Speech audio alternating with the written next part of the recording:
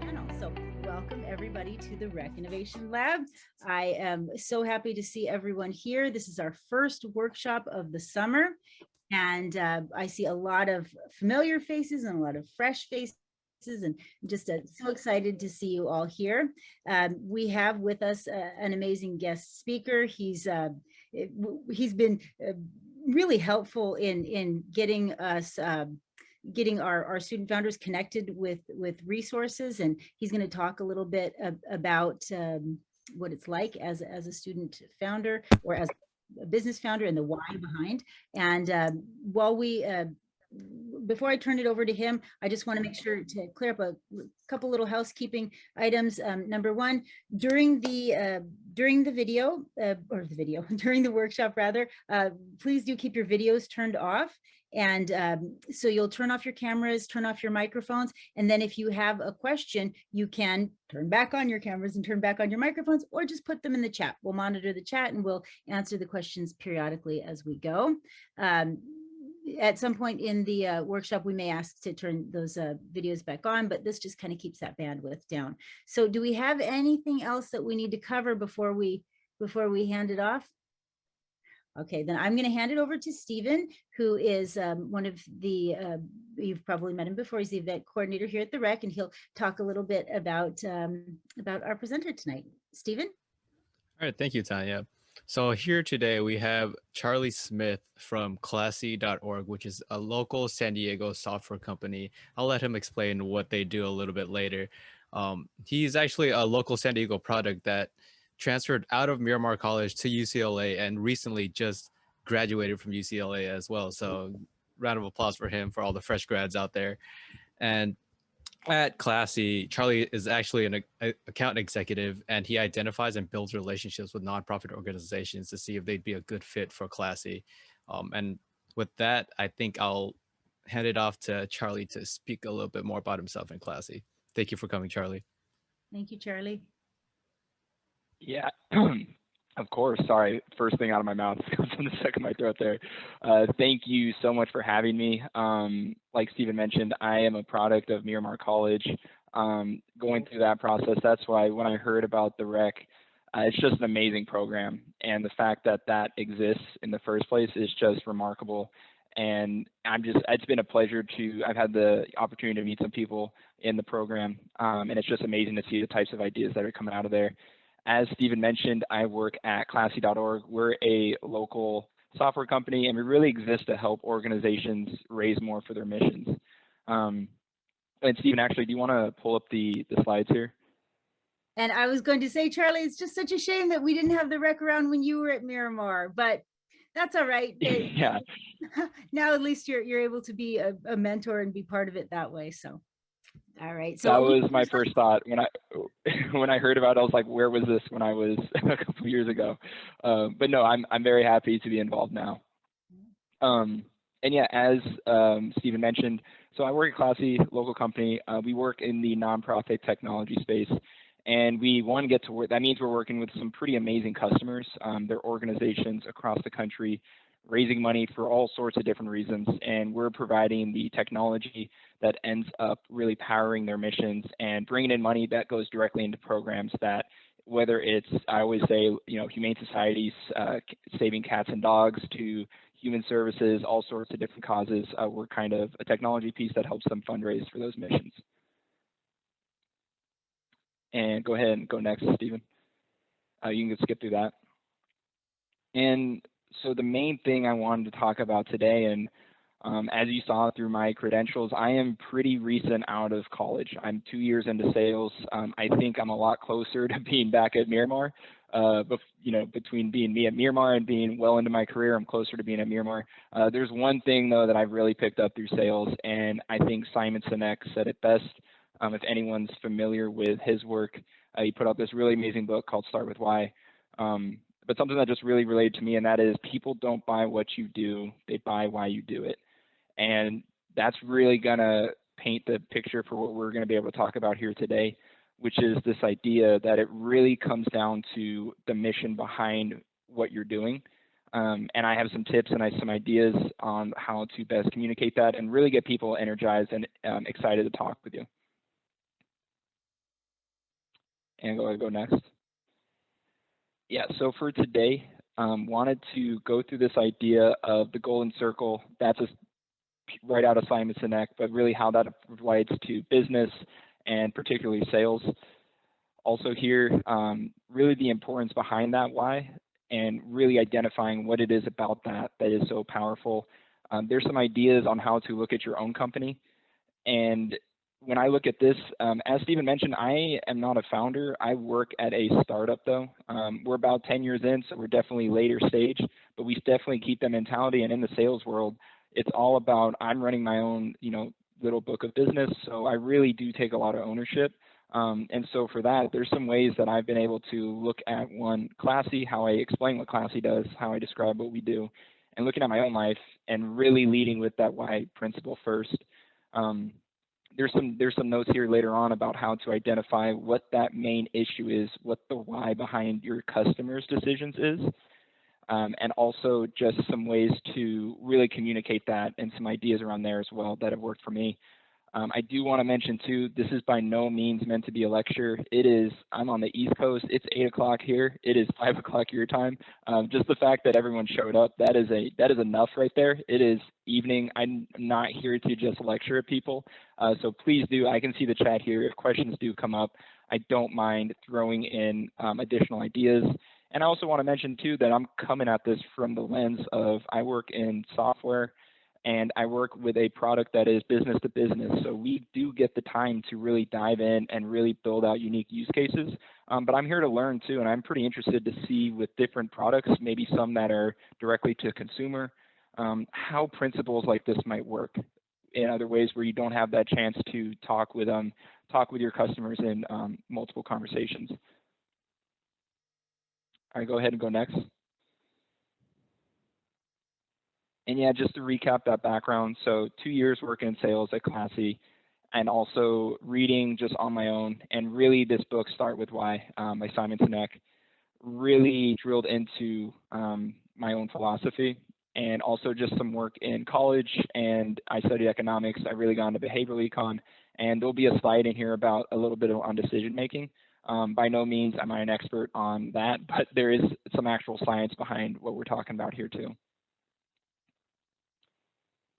And so first, okay, I'll pause here. Yes, so what does Classy do offer? So yeah, we offer a software platform.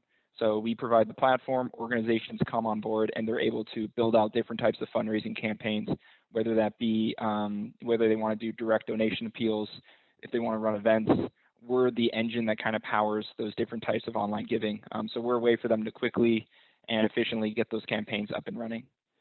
To here, the golden circle. So this idea, Simon Sinek talked about it, is that there's really 3 ways to communicate what you're doing. This outer layer, and as you move inwards, it becomes harder to define. These outer layers too, the farther you move outward is where you see more competition and more people communicating in that fashion. So starting from the outwards, everyone has a what. Every business knows what they do, whether that is the absolute product you provide, the service you provide, that is your what. Every company is going to have a how. That is the processes. Sometimes that is unique to the company. Sometimes that's the competitive advantage, but it's how you deliver that. The example I always think of is Netflix and Blockbuster. Both are delivering movies, but they do it in completely different fashions, and I don't think we need to spend time talking about which one might be more efficient or more successful doing so. So as we look at that, every company has that what, the how. There's going to be different ways for you to differentiate yourself there as well. And then the innermost circle there is the why. And that becomes extremely difficult to define, to talk about, but it is incredibly important. A lot of times that ends up being the reason why you exist in the first place as a company.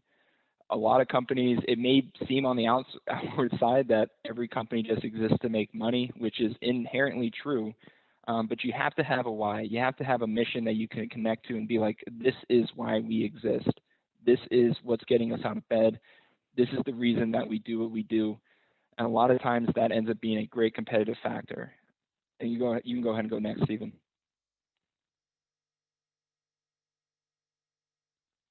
So yeah, deconstructed here what the actual product, service you're providing, how those methods, processes, technology that go into making the product, why intangibles, larger mission, reason for the company's existence. And we're gonna have examples on all these too, and we'll be able to dive into this a little bit more. You go ahead next. So some real life examples. A lot of these are in that book. A lot of these names will probably jump out to a lot of people that really communicate in this fashion. We can go ahead and throw the first one up there. So the first one that comes to mind is Patagonia. Going through that framework I just laid out there. So they're providing clothes. They provide all sorts of merchandise for people. But how they do it is in a really sustainable fashion. That's pretty unique to them, but they do have this why, and it ends up being a reason that they differentiate themselves from other people. And that is from the founder himself, that they exist to leave a better impact on the world and make a positive impact in that fashion. They just happen to do that by making clothes. Apple here, another big name we're all going to be familiar with. There's a reason that they can move into any vertical they want to. You know, there's nothing that was really inherent about them that said that they should be really good at distributing music. Or when they came out with the iPhone, there's nothing about that company that said that set them up to be good at that. But they do have this overarching why, which is going to be that they're there to disrupt the status quo. They're there to really provide a more intuitive way of doing things. And they really lead with that as a founding principle. The last one here, if you want to throw that up, is a personal favorite of mine, Zappos. So again, they provide shoes. The way they do that is online. They've moved into other things. It's shoes and other merchandise. Their founding statement is that they are a service company that happens to sell merchandise. So at the core principle of their existence is that they're there to service people and leave a positive impact on on people that they serve. And just reading through the question here from Benjamin, appreciate it. Do you believe that every company can have an easy time making the why as these examples? No. Quite frankly, and there is a reason that those companies came up with that. But I do think every company can and does. I just think it does take some time to really look into it. And that does lead into further down here. We're going to look at what it means at a personal level, especially as founders, you're as personally linked to your businesses as possible. But there is some work that can be done to really realize, to really dive into why is this the way that you're doing it? Why is this the product that you chose to make? Why is this the service that you chose to provide to the world? So to your question, I don't think it's always as easy, and I do think a lot of those have really passionate founders, and that plays into it. But I do think there are ways for every company to tap in, no matter what you're providing. There's ways to tap into bigger things that you're providing to people. So this in action, and for me, when I read that book, it really came up as a communication tool. So there's 3 ways I could describe what we do. I could lead with, hey, we provide fundraising tools to nonprofit organizations. We do that for providing access to a cloud-based platform. Organizations can access that fundraising suite. Oh, and by the way, we exist to help organizations raise more money for their missions. That tends to be a kind of a common way that people will talk about what they do and the company that they're working for or the company they founded. It's really backwards in terms of how effective you want to be, because really that last piece there is what's going to really attract people and really drive home your purpose and the value that you're going to drive for people. So that turned around.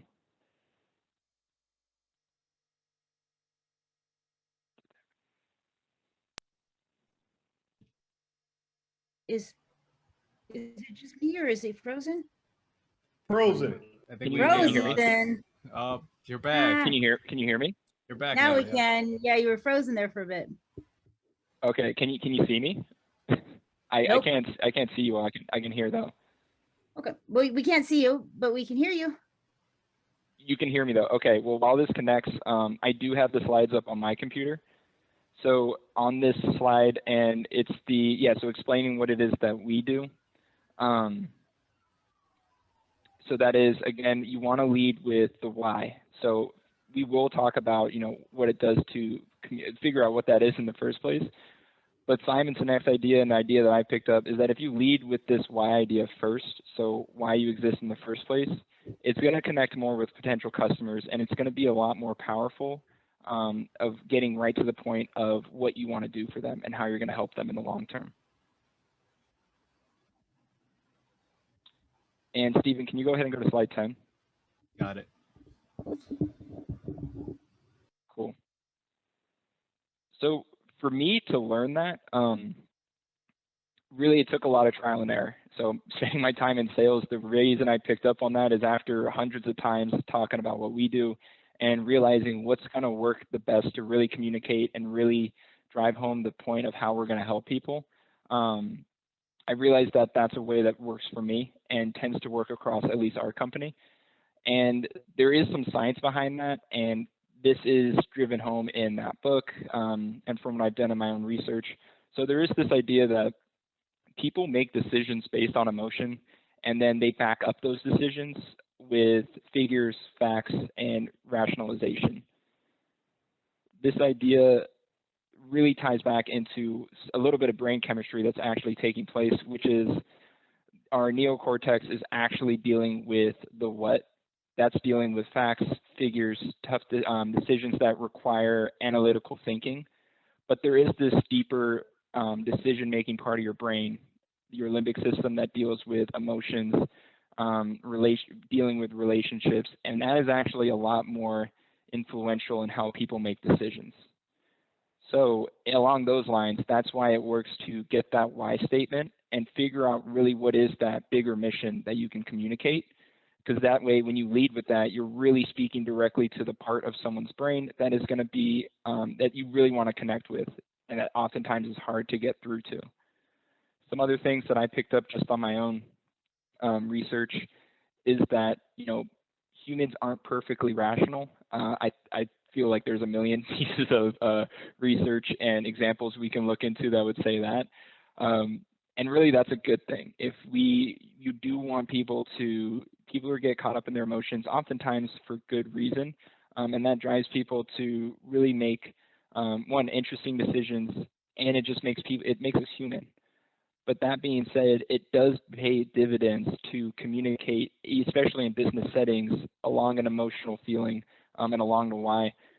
Absolutely, you will always need to communicate that what, and you will need to have a strong reason. You're going to have competitive pricing. You're going to have a competitive product.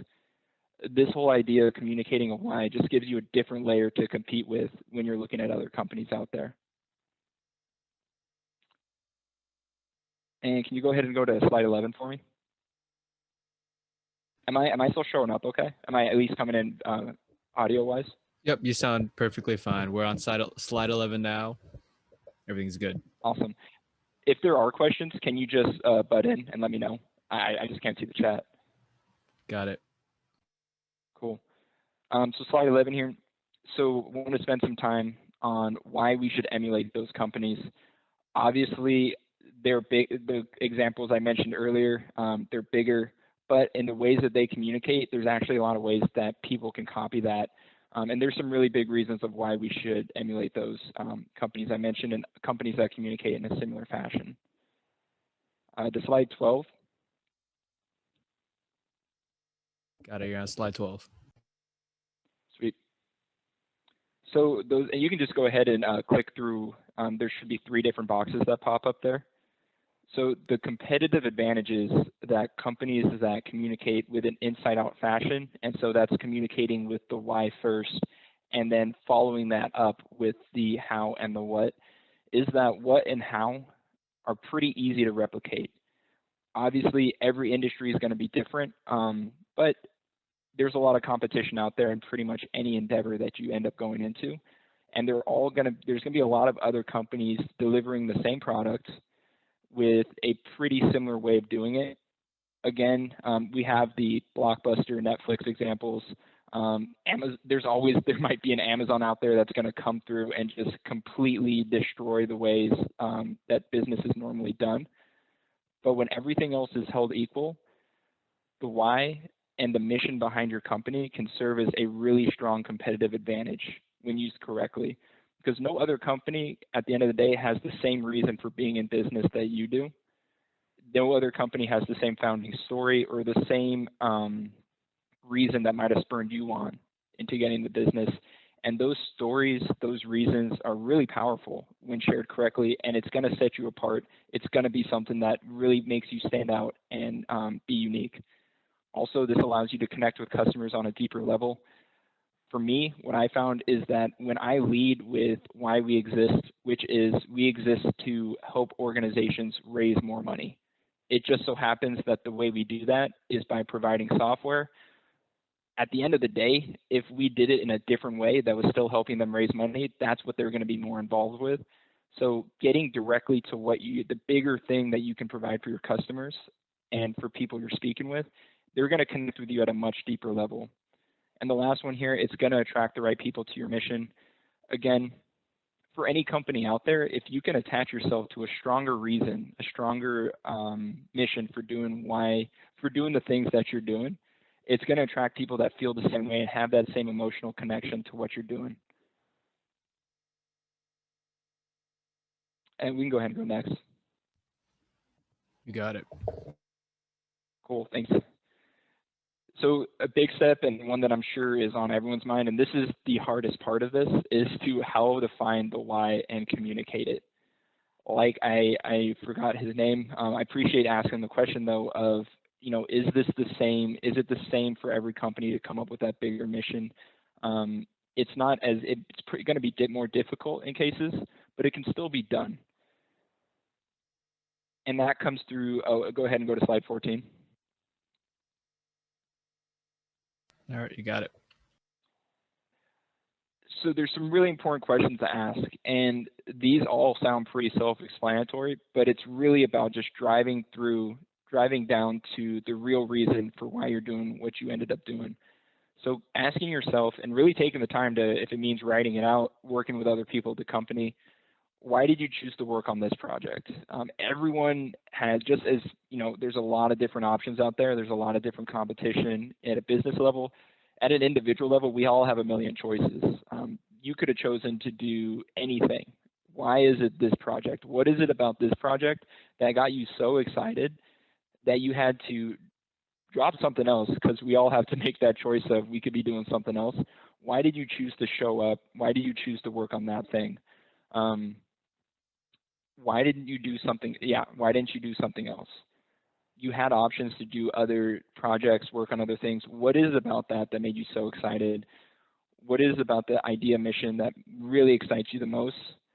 At the end of the day, I'm happy to discuss this too. This sometimes ends up being something that sparks a good conversation. At the end of the day, money usually isn't as strong of a factor as people like to think. At the end of the day, there are certain needs that we all have to, support ourselves, our family, but there's a lot of different ways to do that. And everyone in here is working on something that they chose to do it in that specific way.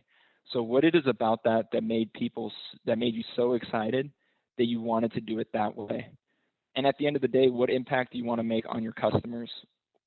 And at the end, we are providing products, we are providing services, but those products and services, when people are opting in and doing business with us, it's going to lead to a much bigger effect than people tend to think.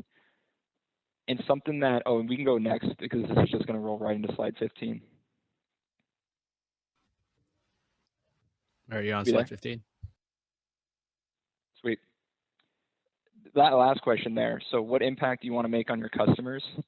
There is a way, that is something that instead of looking inward, you can start to figure that out.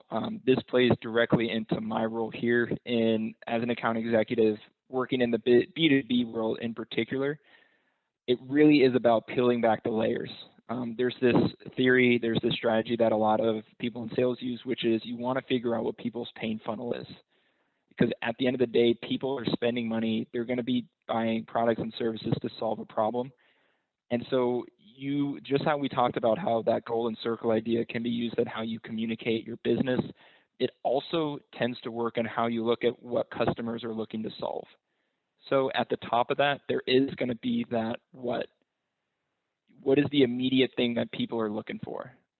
At the end of the day, when you ask them, they might be, oh, we just need a shirt, we just need food. If it's something more complex like technology, they're looking to usually, they want to save time, save money, something along those lines. So first figuring out what that is, and then looking at how is that affecting the business, not just stopping at what they're looking for, but how is that really affecting them? Because when you get people to realize that what their problem is affecting them in different ways, that's when you can really bring that back to them. And then when you solve that problem, it's going to have a much bigger impact. As with, if you go all the way down and you figure out why is that a problem. So when you do the work, and if you have the capability to figure out why is that issue really profound to the customer, it will really come, and most of the times it will come back to, well, if they could, let's say, save time, then it means that they could provide more time into something else that they need to do. And this also works on its head on the flip side, which is a lot of the time it is figuring out what problems exist, but this also works in a gain situation. So if you're providing something that might be new to a lot of people or they might not know about, it's about communicating what it is in the first place, and that's something most people are really good at, because at the end of the day, we should all know what it is that we do. How is that going to affect people, and then why is it profound? What is the ulterior, what is the much bigger benefit that you're going to provide people? And we can go ahead, if there's no questions, we can go ahead and go to slide 16 here. Yep, we're on slide 16 now. Awesome. And so just an example of this, and again, this is what I figured out in my world, in the world of B2B and in the vertical, the industry that I work with. So what this looks like in real life is, in my world, again, we're talking nonprofit technology, fundraising software. So that what is, it could be even the organization does not have a donate button. It's clunky. It's not easy to use. We could stop there and we could say, hey, here's a donate button. But the problem is that that's essentially what every company can, at least in my competition and the other companies out there, every company can offer that same thing. And so if they only see me as someone who's just going to give them a donate button, well, they could look at other companies that are going to do the same thing. If we identify how is that affecting them, they can see, well, without that donate button online, the organization isn't raising money, and they have to rely on offline checks. They have to rely on grants. That's sometimes a lot harder to process. So even there, that's one layer deeper. And when I solve it at the how level, when I bring it back up to them and I say, hey, when we provide you this donate button, we're actually going to be helping you raise money online. Well, to them, it's no longer just we need a donate button. It's we're raising money online. That's something they can do already. And lastly, the last step there is if you can really connect that how. So if we can say, hey, we can't raise money online. If we're able to say the organization is unable to support, I used the Humane Society example there. If we can tie that back to, well, what the real issue is that they're not able to support this many dogs. They can't increase their programs. And so that way, when you go to provide a solution to them, or if you can tie it back to that, that's when you're providing a lot more value, because you're no longer just, we went from, hey, we're going to give you a donate button, to with the same product, you're really solving this deeper issue. You're really saying, hey, we're going to be able to increase your programs. And one, that makes you come off, it's just genuine. You don't get to that level of understanding without asking a lot of questions. It requires a lot more listening than it does talking. And you're solving a lot more noteworthy problem. And you're solving a problem that's going to be a lot more important to the organization than what they originally thought. Again, I do want to preface that in my role and in just the industry that we work, it is imperative to do this type of discovery. I would argue, though, that there are ways for companies to do this, and there are ways to really attach to that bigger issue of what you're solving for. It just it's going to look a different way than jumping on the phone with someone and maybe having multiple conversations with an organization. And we can go ahead and go to slide 17. You're on slide 17. Cool. And so when we look at how you can develop your own personal why for any company, for any mission that you're working on, any initiative, it's going to be kind of a sweet spot of those two. So you're going to have your own why. So the company exists to do blank. The company exists to make this sort of impact in the world. It exists to make this kind of change. and tying that into what is the root cause of what you're trying to solve for your customers. So identifying what those real problems are going to be. Oftentimes too, when you do that type of introspection, and especially at a customer level, when you're figuring out what those deep-rooted problems are, you're going to see some similarities. And that's when you can really start to map, okay, out of our entire customer base or the people that we want to do business with, what are those deep-rooted problems and where are the similarities, and how can we incorporate those into our own mission and the way that we communicate about the work that we do. That way, when you arrive at a strong why statement and then you communicate it, you're essentially, again, really speaking to the emotional side of the people that you're talking to, and you're really attaching your solution to deep-rooted issues, deep-rooted problems that customers are facing. And we can go ahead and look at slide 18. All right, we're on slide 18. So to communicate this, and this is something that it's one extremely hard because just that type of communication, it takes a lot of work, and it does take a little bit of putting yourself out there. It is weird in some business circumstances. People find it just out of the norm to really lead with a why or lead with a powerful statement like that instead of just talking directly on maybe leading with what the product is or how it works, but leading with why. It's sometimes difficult to do. Some ways you can do that though is that exercise, and that exercise is something that's probably going to take some time, and it's something that you should continually work on. Create that mission statement, make it unique to yourself, make it unique to your company, and find creative ways to share that. So that could be even sharing it on your website, making it be the first thing that people see when they hear about you. Also, when you look at customer stories or when you look at highlighting the work that you've done before, highlight the real impact that you're providing customers. Highlight the deep-rooted issue that you solved or that bigger gain that you provided.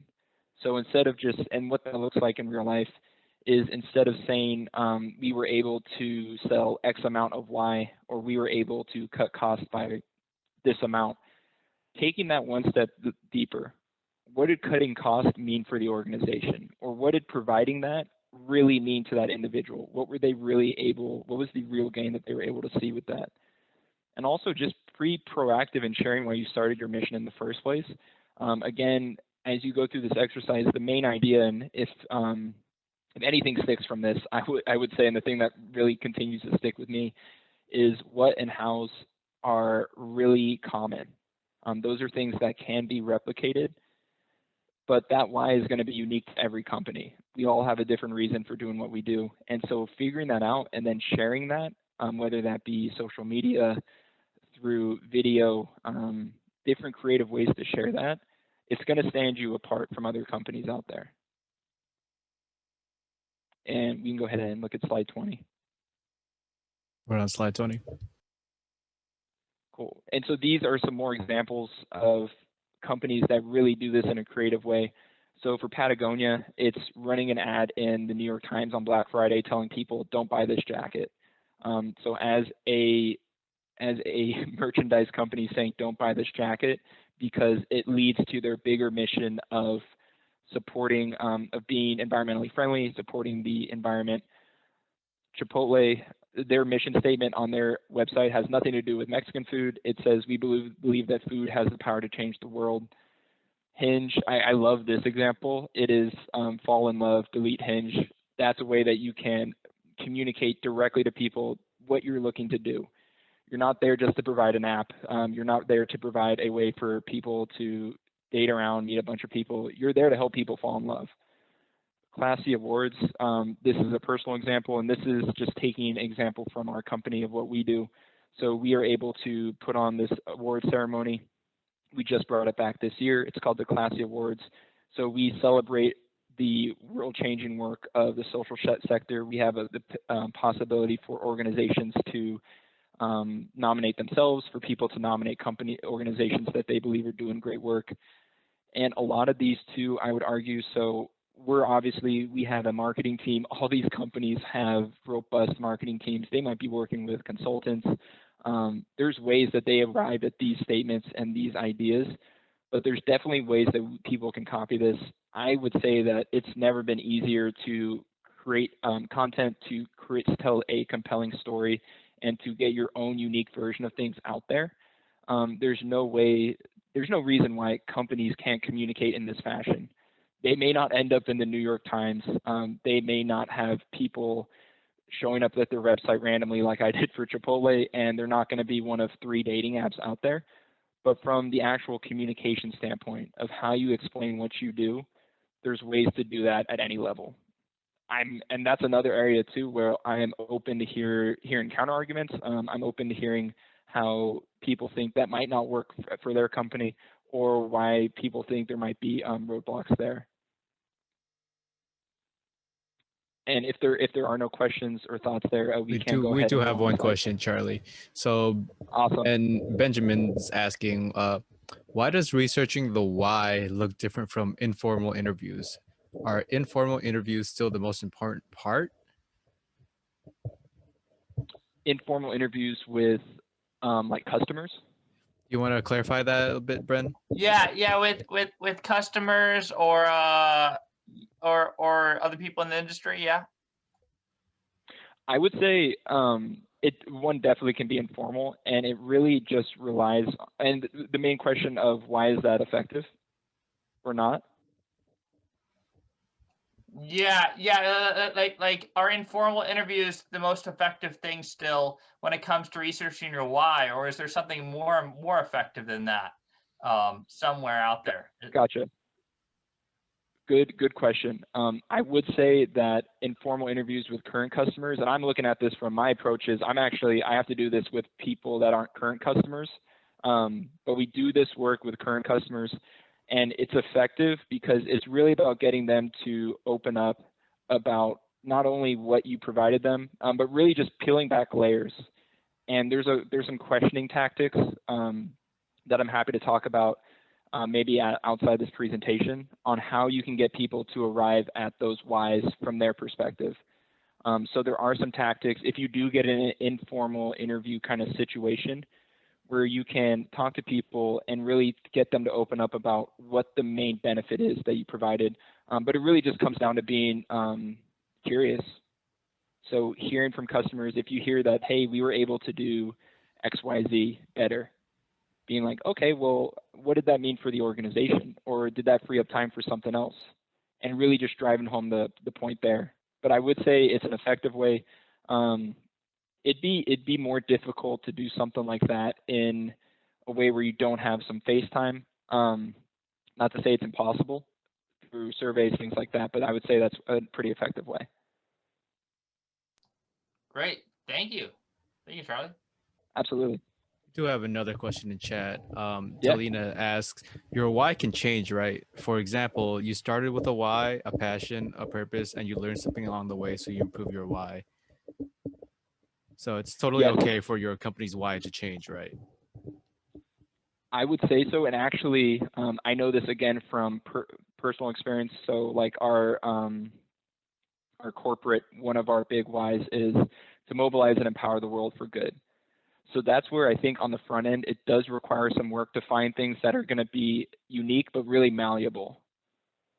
So again, finding things that are going to be malleable to the point that if you do end up changing maybe the what or the how a little bit, if you find there's different products you want to get into, you can still stay with the same why.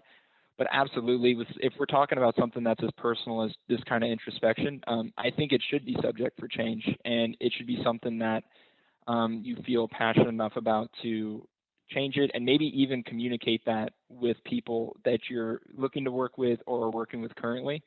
On that point too, I would really look at this, that every time you get to communicate this, and so to your question, even if this is something you change, that's another point where you get to have this type of communication with potential clients or current customers.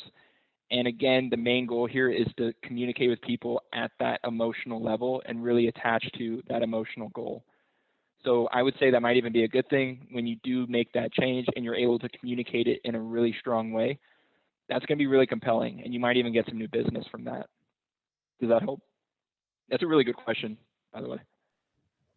Thank you, Charlie. I think there's another follow-up question to that. It seems like there are two whys, and getting them to align is powerful.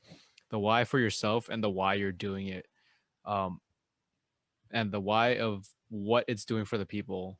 Are they on the right track right there? That there's two powerful whys in your life. Yeah. And actually, the last part of this presentation is, so I kind of broke this down to the company's why the company exists, the customer's why, and the why from there is really that main benefit that they're receiving. And then the last one is going to be the personal one. So to your point, those two main ones, if you can align with the main goal that you're in business with the main benefit that you're trying to provide people, and again, at that deeper level, that's when there's a lot of good symmetry there. Again, going back to the example that for us, it is that we exist to mobilize and empower the world for good, to help organizations raise more money for their causes, and customers, their main benefit they get from using us is that they have more money to spend on their programs. So again, that's going to look something very different for each organization. But I do think there is a world where the main reason that you're in business, the main benefit that you're trying to provide people, ends up being very similar to the main benefit that people receive from using your product, using your service. All right. Thank you, Charlie. I think that's the last of the questions for now. Okay. And I am going to have my contact information here at the end. Again, this is something that I think about every day. This is something that I try to figure out how to best communicate this, but I'm open to furthering the conversation out of this meeting as well. So I was just going to say, if anybody wants to reach out and connect with you on LinkedIn, I know that you're on LinkedIn on the RecConnect platform. And then is that the best way for them to reach you then? Definitely LinkedIn. I don't think a day has passed that I haven't checked that at least 20 times. So that's definitely a very good way. I am on the platform as well. That's another way to get in touch with me. Yeah, I know in entrepreneurship, LinkedIn really is huge. I think a lot of people don't realize how much we use it. And me too. I am on there just all day, every day. And I don't like those, the social media, I'm not a big fan, but LinkedIn, I'm on there all the time. So yeah. And then, and I know you use it quite a bit. Oh, sorry, go ahead. Oh, I was just I had to jump in that's actually a really good way that I learned this stuff too, is that from, I'm in sales. Like I need to get in front of people. I need to find out what their interests are. And a lot of the times on LinkedIn, the thing that I see most common is that you'll see a million posts on success, or maybe X amount, company raised X amount of dollars, or someone just saying, hey, it's all kind of at a shallower level. This is another area where if you can start communicating at a deeper level on LinkedIn, that's a way to stand out. And that's when I've seen some examples of it done. It ends up being pretty powerful. That was my tangent there. Sorry, Tanya. No, agreed. I love it when people can share stories and actually and get to the core of what they're trying to say without being so superficial. So yeah, agreed. I think that's a great point. So wonderful. Now I just wanted to just put one quick ask out there into the world. I know Stephen shared a link for feedback, a survey with feedback that we can provide to Charlie, and we can just use for our metrics here at the Rec. So if you guys can answer those questions, that would be great. And we're currently on slide 21, Charlie. Sweet. Okay. I was going to say, yeah. And are we good to? Perfect. So yeah. So Charlie, yeah, you can take it back. Okay. So yeah, slide 21, this last part here. So there's a couple notes here on how to really use this frame of what, how, why, and looking at your own life. And yeah, we can go ahead and go to slide 22 here. You got it. So here, again, I don't think when I was putting this together, it almost sounded comical to put these questions in here, but I do think in my own personal life, there's times we get away from looking at ourselves really critically. So taking this lens of saying, what are you doing? We're all busy. Everyone's busy. Everyone's doing a million things, and really listing those out, looking at what you're doing, how you like doing those. So everyone has a method for doing things. Everyone has their preferences. A big one for me is, we all have to work, but do you want to work remote? Do you like working in an office? Taking the time to look at those questions to really arrive at this why. So again, what is the larger goal that you're looking to achieve? Again, a lot of the example I like to give is a lot of people go to school, and that looks different for everyone. And I found myself doing this, is you just kind of end up in school because that seems like the thing to do. But it's really important to arrive at this why. What is that larger goal you're looking to achieve here? That could be something 10 years down the road. And I would challenge everyone here, if you do find yourself thinking about this stuff, don't stop at some common answers. I've had challenges with this where the why, you might end up at a why that says, hey, I just want to make more money. I want to be successful. I want to, have my name known by a lot of people. But really dive a layer deeper. What do you want to use with that money? Why are you looking for a better life? What is that impact that you're looking to make? And when you can really arrive at those and then bring those to the forefront, it's going to make your what seem a lot more clear. And you're going to find that maybe there's a lot of different ways you can get there. So that's just one other area that this kind of introspection works. And when you can communicate with that why first, that's when you're on a just different plane of communication, and you're really able to be a lot more impactful with what you're describing and explaining.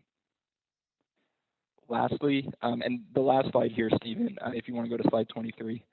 Got it. Is just some additional resources. So I'm very into reading on my own and just picking up as much lessons as I can. Some of this did come from Pitch Anything. A lot of that idea of, a lot of this sounds kind of theoretical. It sounds something that might just be overly not really applicable. But the Pitch Anything book, he actually goes through the different ways that people can, the different parts of your brain that deal with communication are actually different from the parts of your brain that deal with intaking information. So things like that really relate to, there's some science behind this. I'm by no means any neuroscience, but I do know that there's a reason why those companies we looked at, why the messaging of certain companies, certain missions is a lot more appealing. There's a reason why people are waiting in line to buy an Apple product. The product itself ends up being, when you really look at it, there's a lot of competition out there, but there's a reason why these companies have just a really compelling argument and a lot of people that are attracted to them.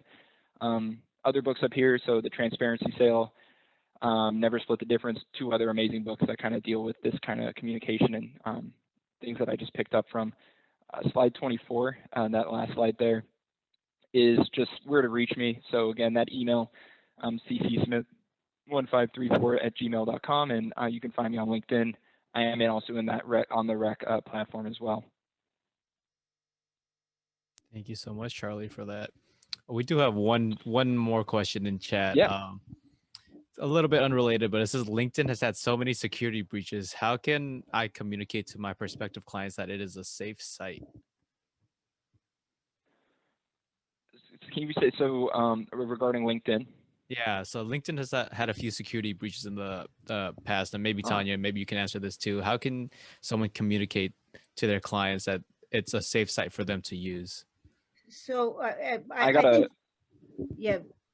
Go ahead, Charlie, and then I'll put in my 2 cents. Oh, I was just gonna have a follow-up question of the type of work, broadly speaking, that he or she is involved in.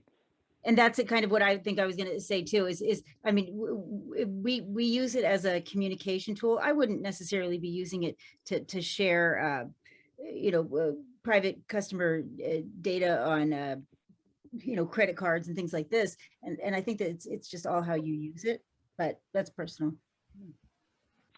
Yeah, I would say the same. I would say, I think this is pretty synonymous across most social media sites. Just be careful with the information you put out there.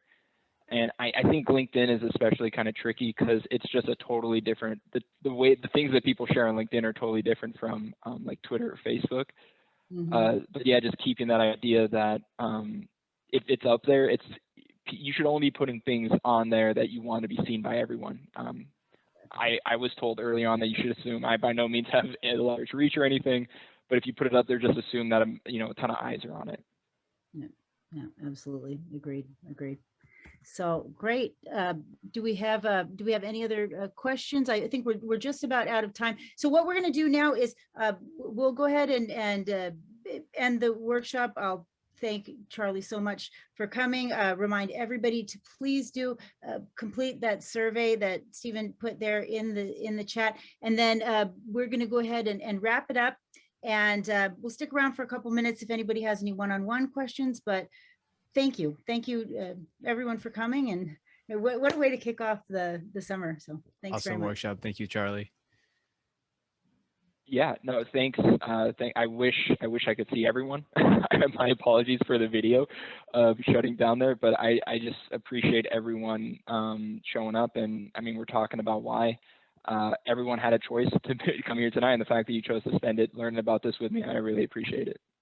Yeah, that's All right. awesome. Yeah, we roll with it in entrepreneurship.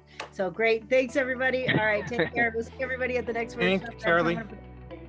Great Thank presentation. you, Charlie. Thank you. Thank you, Charlie. Have a good one.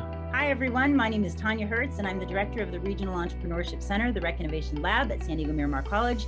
And I'd like to thank our partners at this time and give a special thanks to SDSU's Lavin Center, the SDSU Zip Launchpad. We'd like to thank the California Entrepreneurship Educators Conference. Also like to thank Harness, the Brink SBDC at USD, San Diego Unified Schools. We'd also like to thank School of Entrepreneurship and Technology, High Tech High, the Regional Advisory Committee, Alex Waters at the Jacobs Center, and Connect All, 21IQ Labs, Startup Quest, Productified. I'd like to thank Course Key and Tech Coast Angels. Thank you to Village Up, City Heights Development Corporation, San Diego Angel Conference, Startup San Diego, SBDC, SCORE San Diego, We Are Kingdom, New Media Rights, San Diego Tech Hub, Origin 63, Ambrosio 15, OmniSync, Optima Office, Proven Recruiting, Craft Leadership, GS&L Consulting. Thank you to all of our partners. We couldn't do what we do without you. Thank you.